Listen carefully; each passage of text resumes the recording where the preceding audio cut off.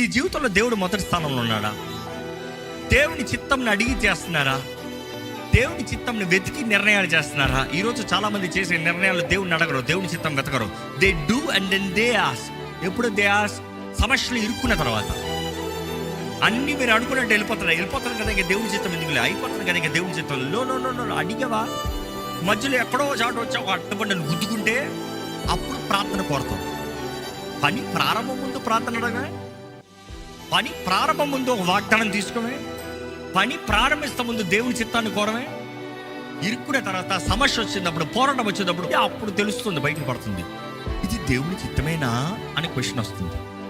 అది ముందు రాలే అంటే ఆటంకాలు కనబడుతున్నాయి కానీ దేవుడు జ్ఞాపకం రాడా? నీవు దేవుని ప్రేమించే వ్యక్తి అయితే మొదటి స్థానం దేవుడే. నీ జీవితంలో మొదటి స్థానంలో దేవుడు ఉన్నాడంటే నువ్వు దేవుని ప్రేమిస్తున్నాడు, అంతే. నువ్వు దేవుని ప్రేమిస్తున్నావు.